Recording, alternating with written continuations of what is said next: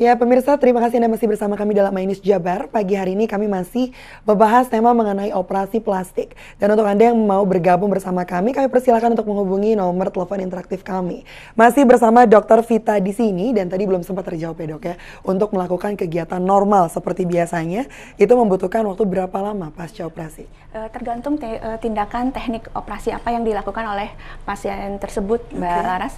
Biasanya untuk tindakan-tindakan bedah plastik, banyak wanita yang ingin misalnya tidak punya lipatan mata, lalu melakukan operasi untuk melakukan tindakan agar ada lipatan mata, kita bilangnya blefaroplasti, biasanya hanya 3-5 hari dibutuhkan masa pemulihan. Tapi semakin banyak tindakan yang dilakukan, memang akan makin banyak waktu yang dibutuhkan untuk ada masa pemulihan. Oke, tergantung perawatannya tergantung seperti apa, ya jenis gitu ya? Tindakan operasinya. Oke. Gitu. Nah, kalau untuk perawatan sebelum operasinya, ya, kira-kira apa yang harus dilakukan? Puasa, makanan kah, atau apa mungkin yang bisa dilakukan? Jadi biasanya yang pasti dilakukan pertama kali, pasien tersebut harus berkonsultasi dengan dokter, lalu akan dilakukan pemeriksaan-pemeriksaan untuk agar pasien ini memang siap untuk melakukan tindakan operasi yang dibutuhkan. Tapi yang syarat paling utama ya memang pasien tersebut dalam keadaan sehat, bahwa keinginan untuk melakukan operasi tersebut adalah keinginan tersendiri, bukan karena dari tekanan atau dari pihak lain. Begitu Mbak Laras. Oke, tapi untuk melakukan operasi sendiri, kebanyakan pasien itu merasa takut, merasa takut jika akan terjadi apa gitu setelah pasca operasi. Itu seperti apa dok? Itulah mengapa sekarang di teknik kedokteran berkembang sekali perawatan-perawatan yang kita bilang non-invasif. Jadi sebelum kita melakukan tindakan operasi plastik, sebetulnya banyak tindakan yang kita bisa lakukan untuk minimal mempertahankan tanda penuaan tersebut. Jadi yang dilakukan adalah bagaimana caranya usia kita bertambah kalau bisa tidak disertai dengan tanda penuaan, terutamanya di bagian yang bisa dilihat oleh orang. Jadi sebenarnya bedah plastik ini salah satu alternatif, tetapi tindakan advance kita bilangnya untuk mendapatkan itu tadi, bisa menahan tanda penuaan. Tapi jika kita melihat kan banyak nih orang yang melakukan operasi plastik tapi tidak mau mengakui bahwa dia melakukan operasi plastik. Nah, seberapa besar kira-kira bisa kita bilang tidak diketahui orang lain begitu? Betul. Ya, ini kembali ke budaya Indonesia, bahwa kita ini menyangka bahwa melakukan sebuah operasi plastik itu dalam tanda kutip masih melakukan sesuatu yang tabu. Tapi sebetulnya kalau di luar memang bedah plastik ini sudah suatu tindakan prosedural normal yang dilakukan untuk wanita-wanita atau laki-laki yang merasa memang dia membutuhkan. Begitu. Lalu jangan takut, biasanya kami para dokter juga terikat rahasia etik, kode etik untuk tidak membicarakan. Jadi kalau pasiennya tidak akan bicara ke orang lain, tidak akan ada yang tahu bahwa asal komunikasi dengan dokternya. Dok, kita sudah ada telepon, boleh kita angkat dulu ya. Halo, selamat pagi. Selamat pagi, Neng. Ya, dengan Pak An? Pak An. Ya, silakan Pak An. Ini operasi bedah plastik ini berarti paras muka dioperasi. Nah, sekarang untuk menggantinya dari kulit mana? Apa dari kulit kaki pimping gitu? Nah, dan penggantian ini kadang-kadang menimbulkan alergi inflamasi panas. Jadi saya sering ngobrol dengan para wanita yang pernah diplastik begitu, Neng. Nah, ini menimbulkan alergi. Kalau alergi harus diberhentikan. Begitu dok, kira-kira. Terima kasih. Ya, baik, terima kasih Pak An. Ya, untuk mengambil kulitnya itu dari mana dok? Jadi Pak An, terima kasih untuk pertanyaannya. Tindakan bedah plastik itu banyak prosedurnya Pak Aan. Tidak semuanya menggunakan kulit seperti tadi pertanyaan Pak Aan. Tapi mungkin yang tadi sesuai dengan pertanyaan Pak Aan itu maksudnya kita bilangnya treated untuk menarik kulit, facelift.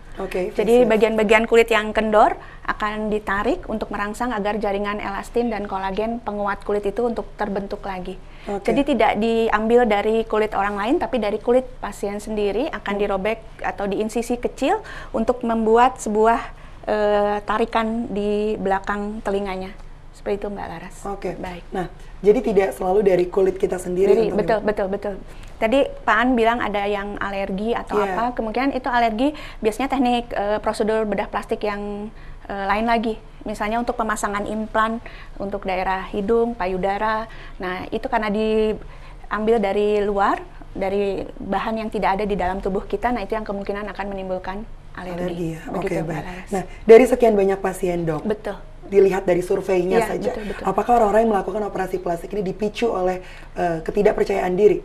Ya, kemungkinan salah satunya itu Mbak Laras, tetapi kita tidak tahu juga apa alasan dia yang sebetulnya, tetapi memang sebetulnya hanya satu, keinginan kuat untuk mempertahankan tanda keremajaannya, ya, tanda kemudaannya, tidak penuaan dini, ya, begitu tidak ya? mengalami tanda penuaan. Oke, Begitu. Dok, terakhir saja, Baik. kecantikan ideal menurut dokter seperti apa? Betul. Ya. Jadi kecantikan kulit itu kaitannya dengan kesehatan kulit itu sendiri, Mbak Laras. Kulit yang sehat adalah kulit yang seiring bertambah usia seharusnya bisa mengeliminasi tanda penuaan kulit. Ada 7 sampai 22 tanda penuaan, mulai dari kusam, kering, kerut, keriput, konturnya menurun.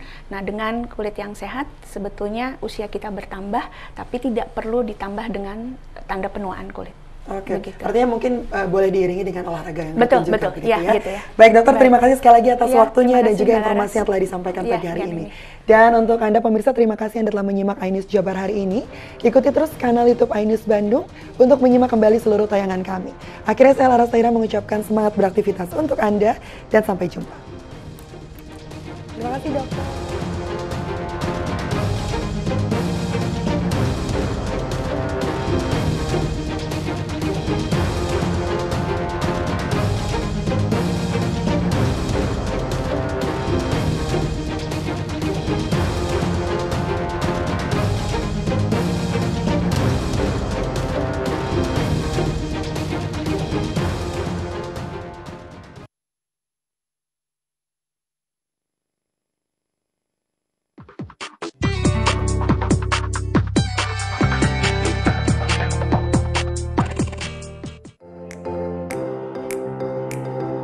Universitas Jenderal Ahmad Yani kembali mengadakan upacara wisuda bagi Magister Sarjana, Profesi, dan Ahli Madya.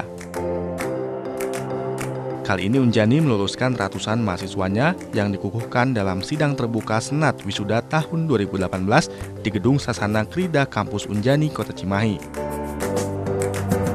Lulusan Unjani merupakan pemuda yang haus mengabdikan diri untuk bangsa dan negara. Sebagai tenaga profesional di bidangnya, sebanyak 1.820 mahasiswa ikuti prosesi wisuda. Dalam acara tersebut, kampus juga memberikan penghargaan bagi mahasiswa yang mendapat IPK di atas 3,8. Seperti Joshua Aneska dari Prodi Studi Farmasi yang meraih IPK 3,87 dan Tiara Cantika dari Prodi Manajemen yang mendapat IPK 3,96. Tentunya lebih baik lagi ke depannya untuk kayak melahirkan alumni-alumni yang sangat berkualitas sehingga dapat bersaing secara kompetitif di kehidupan di luar sana, di kehidupan pekerjaan ataupun yang lainnya. Hal ini tidak hanya sebuah pencapaian yang luar biasa bagi keduanya, tapi juga kebanggaan bagi seluruh sivitas akademi. Keterlibatan mahasiswa dan mahasiswi Unjani dalam pengambilan kebijakan di lingkungan kampus menjadi modal untuk pengkajian serta pengembangan beberapa aspek.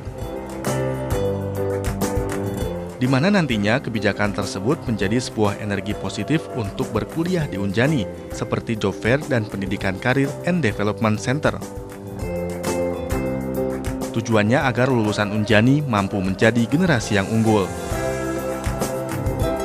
Jadi keinginan saya dengan lulusan sekarang ini makin peka terhadap lingkungannya. Ya. Bahwasanya Jawa Barat ini mempunyai sungai yang the dirtiest river in the world. Ya, kemudian kita berada di Patahan Lembang, kita harus siap. Ya. Jadi di himpunan-himpunan saya selalu ngobrol dengan para mahasiswa untuk selalu peka dengan hal-hal yang berurusan dengan bencana alam. Ya. Universitas Jenderal Ahmad Yani sudah 2 tahun terakhir tergabung dalam program Citarum Harum yang digagas oleh Kodam Siliwangi.